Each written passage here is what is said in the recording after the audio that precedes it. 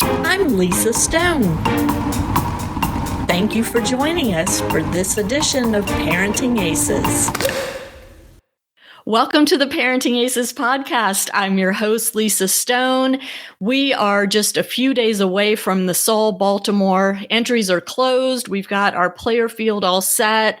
Our player book is at the printer, and we've got a great weekend coming up at the Suburban Club in Baltimore. If you don't follow Parenting Aces on the various social media outlets, I encourage you to do so before this weekend, because I will once again be doing some live videos probably over Twitter from the event. So make sure you follow at Parenting Aces on Twitter so you can see that video footage. And speaking of tournaments, there is a really cool event that started in the 1930s in Shreveport, Louisiana, which is my hometown, that has been dormant for about the last 10 years or so. And a group of tennis enthusiasts, tennis players, tennis historians, tennis lovers is working to bring this event back. And it is going to be August 17th in the Shreveport, Bossier, Louisiana area. So I'm really excited to have as my guest this week my younger brother, Jeffrey Goodman, who is behind the revival of the city championships in Shreveport, Louisiana. Jeffrey, thanks so much for doing the podcast. I'm really excited to jump into this and hear your thoughts. Thanks so much for having me. I am too. Good. So, Jeffrey, just like me, we grew up in a tennis family. Our dad has been playing tennis his entire life, and at age 80 is still going strong. But I'd love for you to give the audience a little bit of background into your tennis life. Yeah, absolutely. So, like all three of us, we very young. Dad would take me out and start to teach me how to play. Probably, I don't know exact ages, but probably somewhere between ages 4 and 6. I started going out with him once or twice a week, and grew to like it quite quickly. I think more than anything, he was young and still hustling and not around that often, and so it was one of the only times really that I got to hang out just with him and be with my dad. And so I think tennis and being with my dad were just intimately linked and tied to one another. I started probably at age 8, 9, playing in tournaments, 10s, 12s, 14s, 16s, 18s. I played high school tennis. I always loved playing and competing as a kid. I wasn't particularly a great junior. A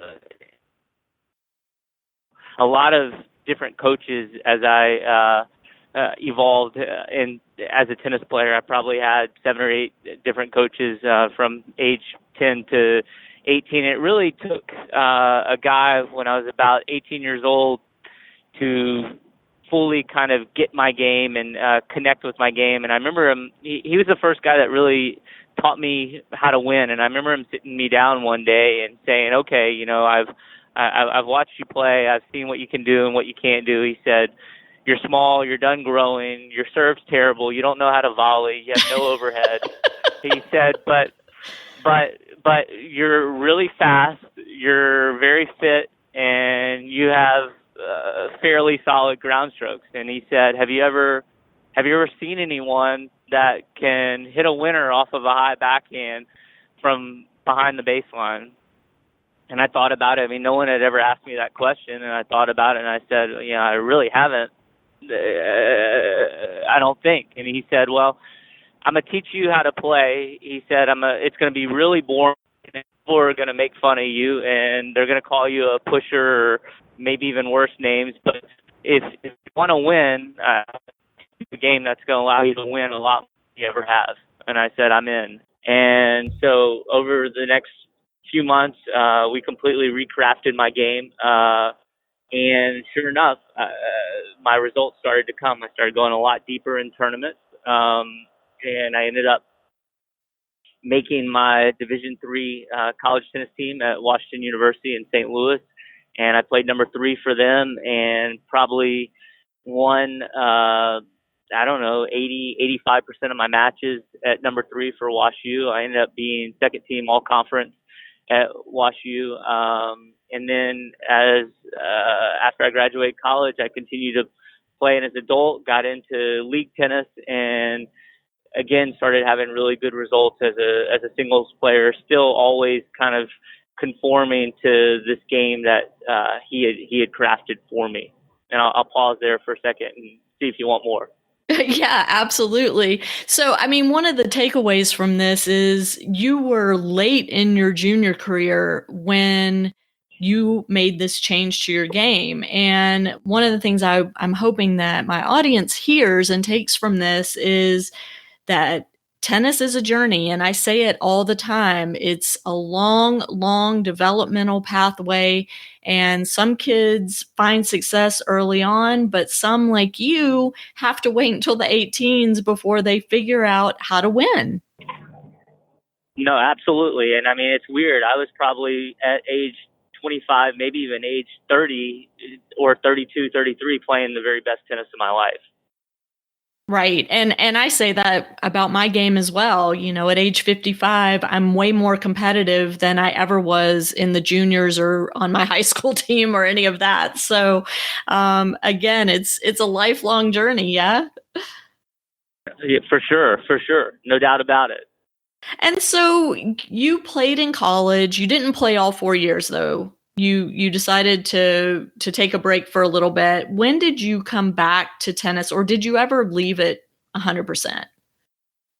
Yeah, no, it's a good question. I mean, I left college wanting to pursue a career in film, and I lived in Europe for a couple years. I lived out in Los Angeles for 7 years, and I honestly can't recall. I maybe played tennis once or twice during those 2 years in Europe.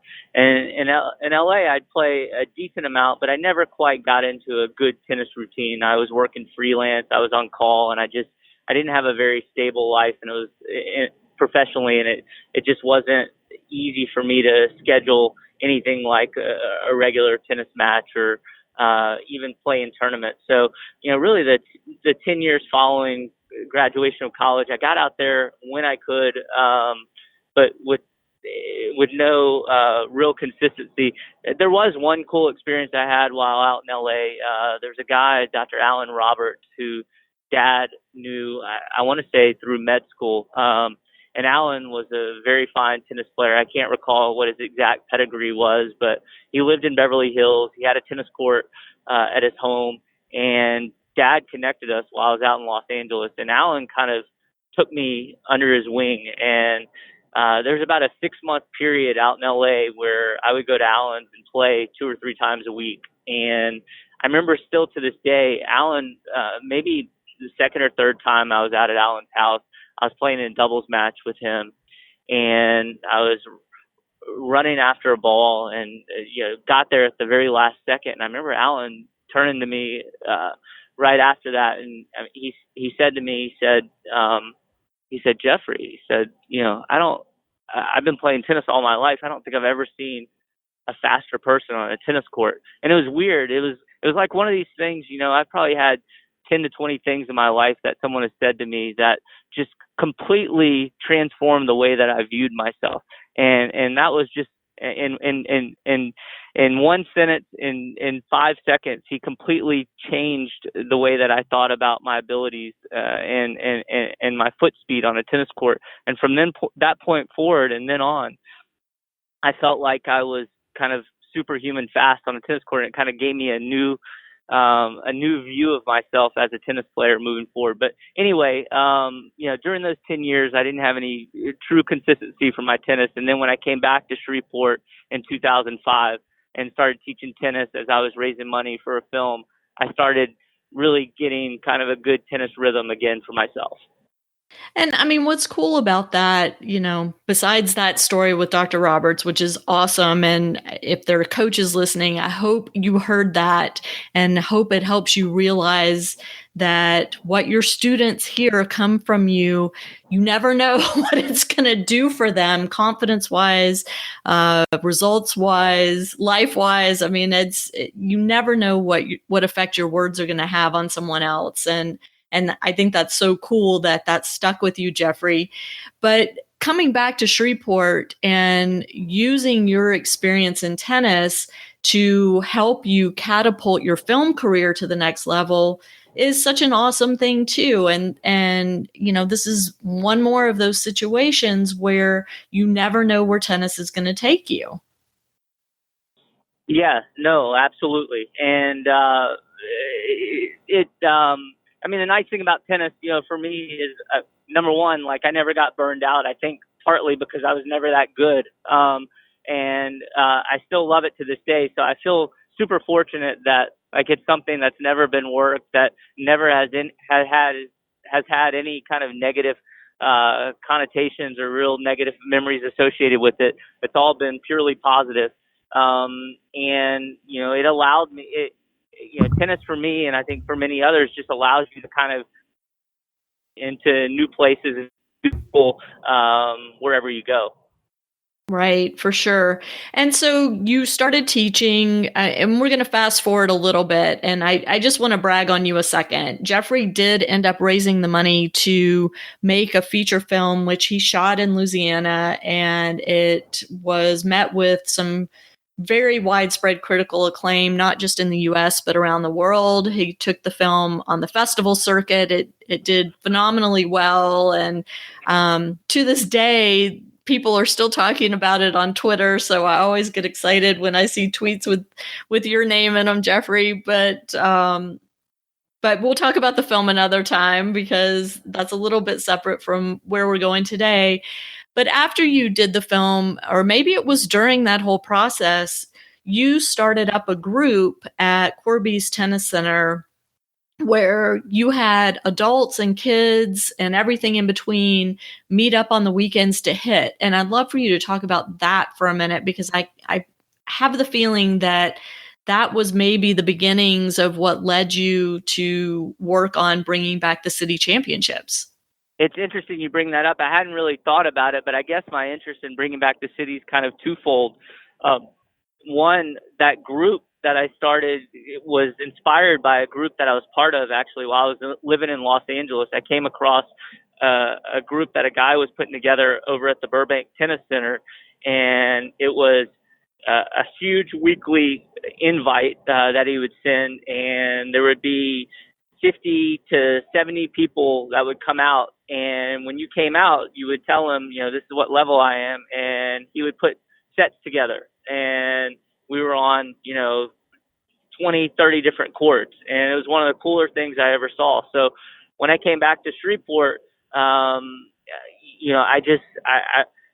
had always had adults play with me as a kid, the better adults play with me as a kid. And I wanted to kind of do the same for the juniors that were coming up. And so, I put together a group that got together twice a week in Shreveport. I would send out a text to pretty much the 50 best tennis players in the city and just say, we're playing at such time, at such place. Just let me know if you're coming. And that started probably 6 or 7 years ago and continues to this day. Let me just interject. You didn't charge for that, right? That was free. That's correct. I still don't charge. Absolutely. Yeah.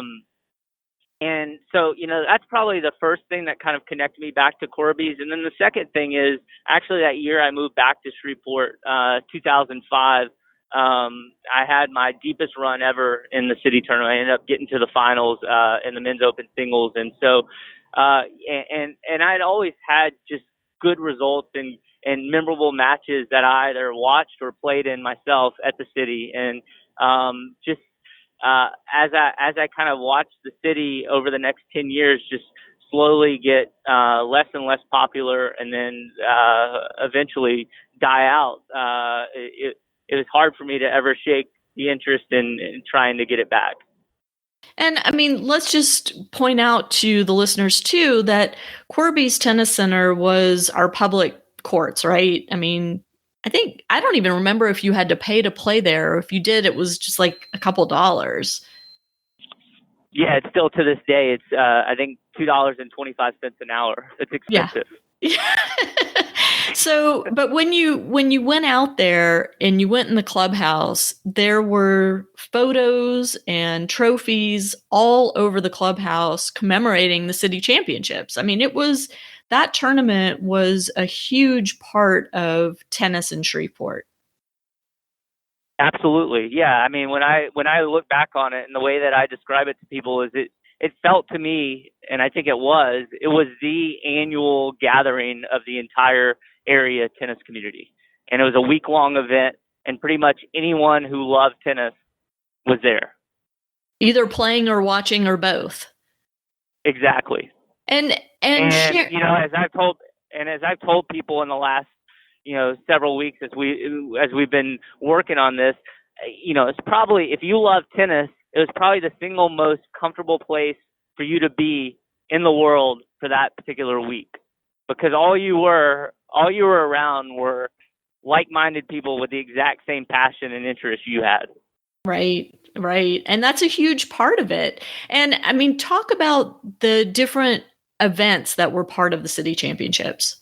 Before I go there, I just want to say something real fast. So, I did a gathering last week with a bunch of people, and I was kind of telling them what we were doing, and I started out the event by saying, look, I handed them all a piece of paper on the details of the event, and I said, on that piece of paper I handed you are the what, when, where, and who are doing what's coming up. And so I'm not going to spend any time talking about that. What I want to focus on today is the why. Why this tournament is important, and why I want to bring it back. And for me, and I said that why is different for every single person that's here. And so the why for me was, I grew up at the city watching my father play, and he competed when I was a kid, and I have very vivid memories of watching him play hard and compete in the city. And another event at the city when I was a kid was a father-son doubles event, and he and I would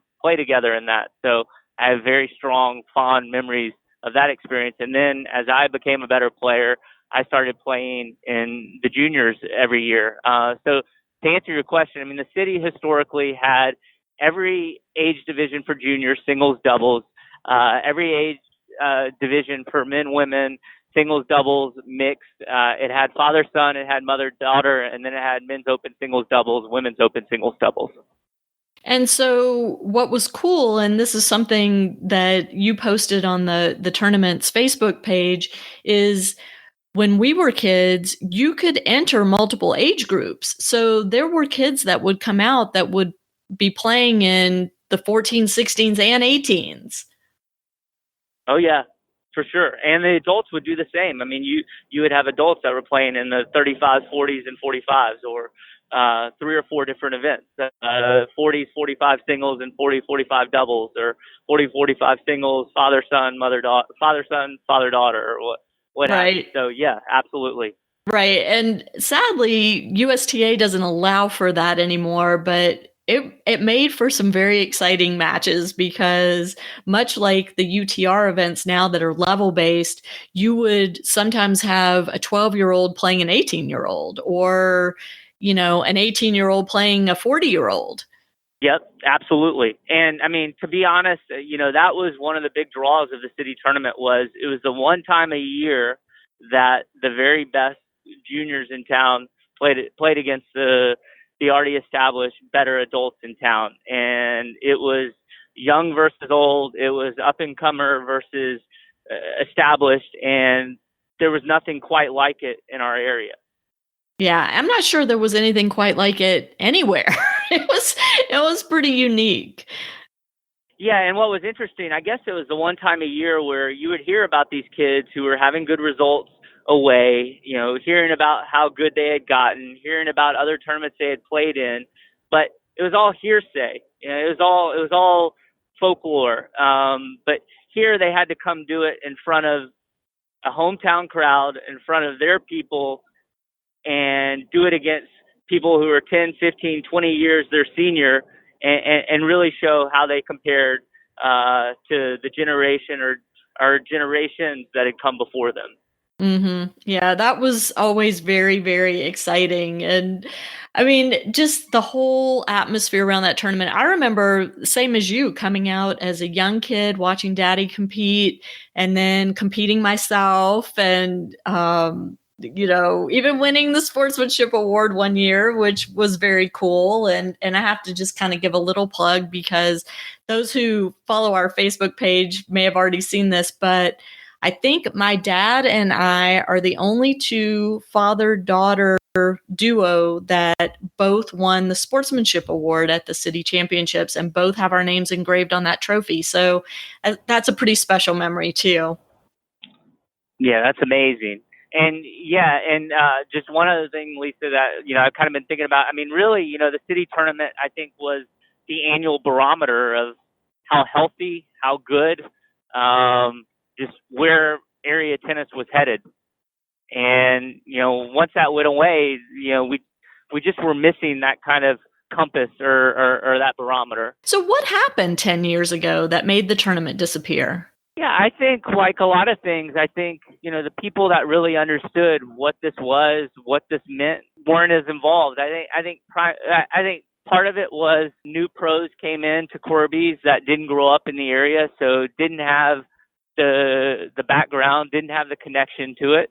And I mean, as well as anyone, I mean, to keep these things going the way that they really need to go, it takes real commitment. It takes people doing real work to hustle and to promote and keep it alive.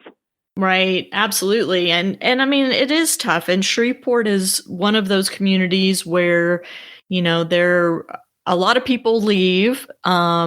New people come in that, like you said, don't have that connection to the history of tennis in the community and don't really understand how important these types of events were to the tennis community in the city, to helping it grow and thrive, and may or may not have been interested in putting in that work. But I mean, to have you revive this and talk a little bit about the committee you've put together, who's working on this, and what it's taking to get this thing kicked off again for 2018. Sure. No, it's an interesting effort. So there's actually kind of two parallel efforts working very intimately together. So I would say our effort is three people. It's myself, it's Todd Killen, who is an ex Division I player and the director of tennis at the Querbes Tennis Center in the area, and then a gentleman by the name of Rick Holland, who has always been, or for a long time, has been deeply committed and involved in the area tennis scene. The mix series that we had that was so active and such a vital part of the tennis scene in the area in the 80s. And it's the three of us that are working hard to bring this back. But alongside of us, there's a separate group that is working hard to revitalize the Querbes Tennis Center. And so, one of the analogies I've made over the last couple of weeks is, I kind of feel like the city and the city and Querbes are kind of similar to Churchill Downs in the Kentucky Derby, or Augusta in the Masters. If you had Churchill Downs but Kentucky Derby wasn't around anymore, something would feel a bit off. Or if you had the Kentucky Derby but you didn't have Churchill Downs and had to go be run somewhere else, it would just feel a little less satisfying. And so that's kind of how we feel about Querbes in the city. I mean, they're siblings, they go hand in hand, and so we're all working together to bring both of these things back. But the tournament's not going to be held at Querbes this year, right? That's right, because Querbes is in such disrepair right now, we couldn't even hold the tournament there. So we're hoping, simply the fact that we can't hold it there, I mean, that we can talk more about the current state of Querbes and what's going on there, and explain why the tournament isn't being held there, because the courts aren't even playable right now. That's so sad. I mean, anybody that is of my era, and I guess your era too, Querbes was an integral part of our upbringing in the sport. Absolutely. And as excited as I am about the event in a couple weeks, I know that it'll still feel a little different and as though it's not wholly the city, because there are some things that were at Querbes that will be missing from this event. But our hope is to ultimately get it back to Querbes down the road. All right, so let's talk details. How do people sign up for the event? When is it going to be held? And how much does it cost? And what divisions are you having this year, et cetera, et cetera? Yep. So we're up on Tennis Link. You can find us tournaments the weekend of August 17th. It's called the City Championships. It's in Bossier City, Louisiana. So people can register just on Tennis Link.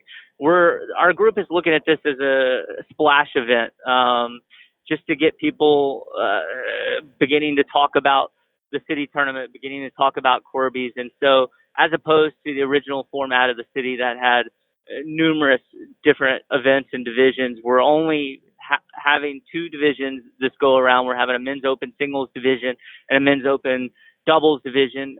We already have signed up pretty much all of the top juniors in the area, and then all the top adults in the area. And it's going to certainly retain that old spirit of young versus old and multi-generational tennis, and really be, for our area, the highest level tennis we've had for our local players in many, many years.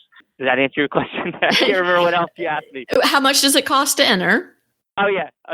$65 for the first event, and then $28 for a second event. So $93 is the most you'll pay if you want to play in both events. And what are the dates? And it's August 17th through August 19th, and it is a money tournament, so we are offering money to the top three finishers in both divisions. And will that just be based on how many entrants you get, or do you have a sponsor? How's that working? Yeah, we actually have multiple sponsors, fortunately, and we've had a good amount of support. The way we're determining the prize money is we're going to see what all of our expenses are, and how much sponsorship we've received, and then we're going to determine once we subtract expenses from sponsorships how much money is left over, and we're gonna take the prize money out of that pool. Gotcha. You want to give a shout out to your sponsors? There's so many. It'd be too hard. I'd be remiss if I went there, because there's so many at this point, and they keep coming in. So I will on our Facebook page, which is something I'd like to talk about, and Sure. I will moving forward. But I couldn't name them all off the top of my head at this point. Okay, cool. So let me ask you this. What is the format of the tournament? Will players be playing full 2 out of 3 sets? What kind of draw are you using? Is it just a straight elimination draw? Compass draw? How's that working? Yeah. Or maybe you don't know yet. Yeah, well, it's funny you asked me that question, because I do know it's going to be.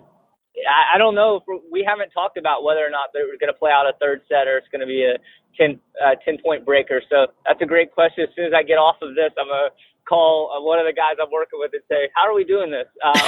But we are having first round consolation, and singles and doubles, and it'll either be 2 out of 3 sets or a third set breaker to decide a 10-point breaker to decide the third set. So players are guaranteed at least 2 matches, and if they play both events, they're guaranteed 4. Exactly. So not too bad for your $90 whatever you said dollar investment. $93. $93 investment, 4 matches. That's pretty awesome. And so let's talk about the Facebook page a little bit. Yeah. Absolutely, I'd love to. So the Facebook page can be found, I think, by searching for the City Championships. And we're super proud of the Facebook page. So, kind of when you ask me, what happened to the city tournament, why did it go away? I think, part of it is, as I mentioned, I think there were folks that didn't really understand the history and the importance and the tradition behind this event. So leading up to the event, one thing that we're really working hard to try and do is to provide a lot of that history. Yeah, we're trying to tell the story for the current generation and for future generations. Who are the legends of the city? What are some of the greatest? What was the format? Just what was it all about? And every day leading up to the event, the weekend of the 17th, we're telling a different person's story, a different key figure of the city's story. So, for instance, yesterday we told the story of Marvin Street, who was teaching pro at Querbes during the 80s. This morning we told the story of Pat Harrison, and we're going to have a new story featured every single morning up until Friday's kickoff.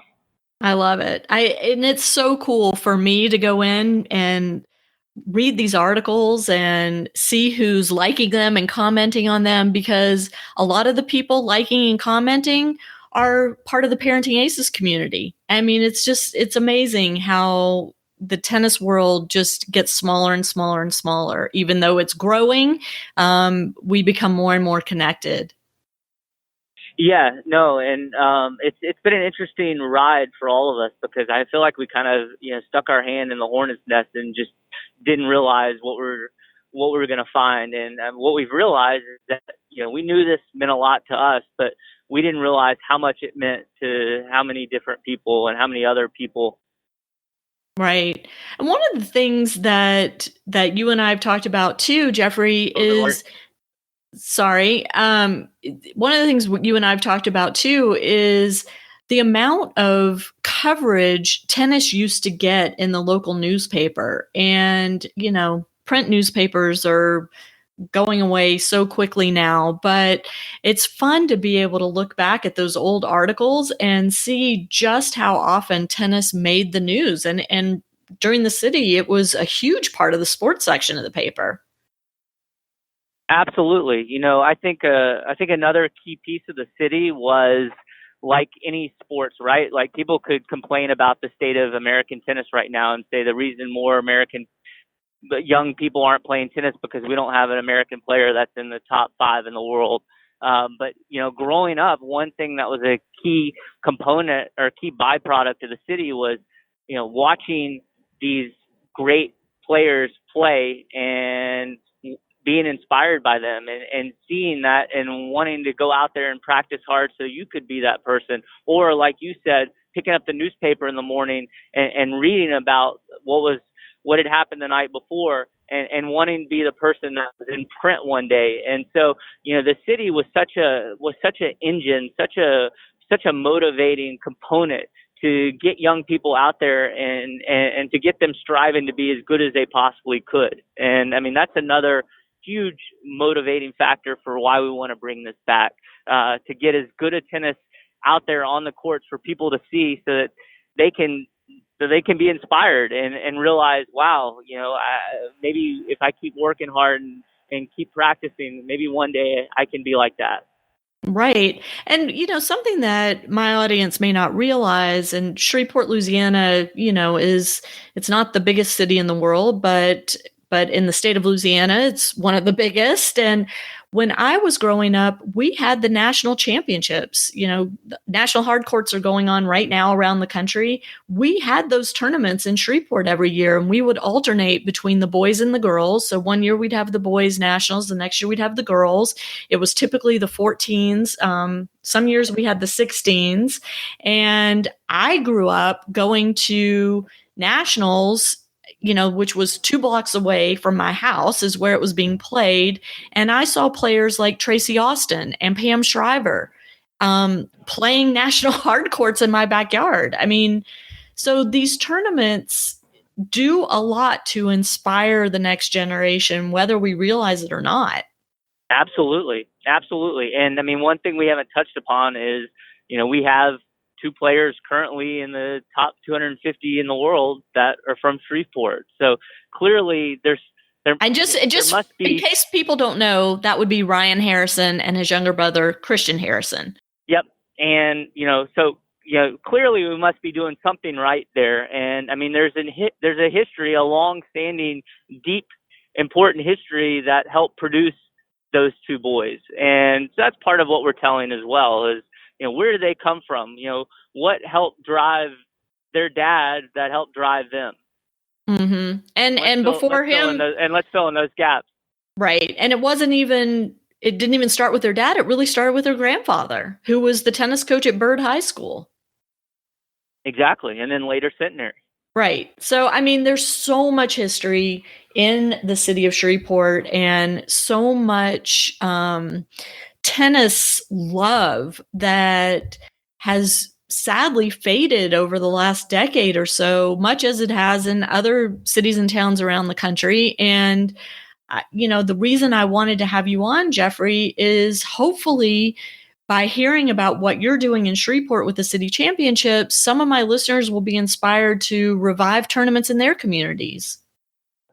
Yeah, that'd be amazing. I mean, one thing I learned, actually, we had dinner over at Dad's house a couple of days ago, and I never realized there was a city tournament in New Orleans, and he competed in it when he was a kid, and then he came to Shreveport and competed in the Shreveport City Tournament. So I don't know how many of these type tournaments there are in cities across the country, but that was really cool for me to see because I just never knew it. Mm-hmm. And I mean, yeah, our dad's pretty modest. He doesn't talk about these kinds of things unless you really poke and prod. But once you get him started, he's full of great stories. Yeah, and just one other thing, Lisa, I want to say. I mean, one thing that I've kind of realized going through this is that we're kind of salvaging or working on the folklore of Shreveport tennis. I mean, I didn't realize until I started working on all this just how much I had kind of been inspired and how much I had been just how many older players like sat me down as I was growing up and told me these old stories and how much that resonated with me and how important that was to me. And like, those stories aren't written down for the most part, or those stories don't really seem to be commemorated for the most part. And so I think that's been one of the fun parts of this whole adventure, is just kind of cementing that folklore, if you will, a little bit better and putting a frame around it for everyone to be able to enjoy and share. Yeah, for sure. I think these stories are crucial to the history of our sport and to the growth of our sport. If you don't understand where you came from, you don't have any idea where you're going. And I think the two are, intimately intertwined. And the fact that you're pulling all of these stories together and putting them on this Facebook page, and I don't know how you're planning to utilize that information during the tournament itself or moving forward, but I'm hoping that something really awesome grows out of this. Not that what you're doing now isn't already awesome, because it is. I can't wait. Every morning, the first thing when I wake up is I go to the Facebook page to see what new articles you've posted and what names I recognize from my childhood, and even beyond that, and even people that I have met since starting Parenting Aces who I didn't realize came through Shreveport and played tennis in Shreveport. That's really cool too. Absolutely. No, for me too. And, I think memory is such an interesting thing, right? I mean, there's some things that I think happened or I think I remember, but I really couldn't tell you with 100% certainty. And then suddenly you start seeing these articles or seeing these pictures, and they actually confirm what you may have thought but weren't 100% confident actually happened. Right. That's the older you get, the more that happens, I'm afraid. And I'm sure. Let me just say to the audience, Jeffrey's 10 and a half years younger than me. So he's a little ways behind me in those regards, but I don't know. The older we get, the closer you get to all of that. It's just funny to watch. But I'm so excited about this. I'm sad I'm not going to be there this year, but have y'all talked about what is going to happen moving forward? You're going to have this one event August 17th through 19th of this year, but then what? Yeah, so, I mean, ultimately our goal is to bring back the city with its original format, so all of those different divisions and events that it once had. We're calling it the City Championships because, to be honest, we don't know at what point Querbes Tennis Center will be ready to hold this tournament again. So we've talked about everything from having this twice a year, once at Bossier, once at Querbes, or having it once Querbes is back on its feet, having it so large that it needs to be spread out across both facilities to be able to hold it appropriately and correctly. So, again, our goal just with this initial event is to make a splash, to start telling some of this history, and to get people excited and just get people craving the city again. And I think we're well on our way there. And we just didn't want to try and do everything this first time out. I think we did the right thing, just limiting it to a couple of events, because I think the quality of tennis is going to be really high for our area. And I think we're going to succeed in developing the kind of momentum and excitement that we were hoping to be able to achieve. Fantastic. Well, I hope you'll keep all of us posted. I know the Facebook page will continue to get updated as you grow and expand the event. And I'm looking forward to seeing lots of pictures and hearing lots of reports after the tournament takes place, and wish you all the best, Jeffrey. I'm so grateful to you and to the guys you're working with for bringing this really special event back to our hometown. Absolutely. Thanks, Lisa, for having me. It's awesome to be on here, and I just hope people that listen to you will come on our Facebook page, kind of become part of the dialogue, and just share as we continue to kind of uncover this very rich history and dig deeper into this very cool and fascinating tradition. And I'm going to just speak for you for a second, because I'm your big sister and I can do that. If anyone listening is interested in reviving a similar type of event in their community, I'm going to volunteer Jeffrey to be your contact to help you get things kicked off, because he is super organized and he knows how to get the ball rolling. And so if any of you are interested, I hope you will reach out to me and I will connect you with my little brother. That'd be awesome. Great. Well, Jeffrey, thanks so much. I know you guys are on the road, so y'all drive carefully. And to my listeners, thanks so much for tuning in. We'll catch you next time on Parenting Aces. I'm Lisa Stone, and you've been listening to the Parenting Aces podcast. For tennis parents, by a tennis parent. If you like what you've heard, please subscribe to us and write a review on iTunes. For more information on navigating the junior and college tennis journey, please visit us online at parentingaces.com. Thanks for tuning in and sharing us with your tennis community.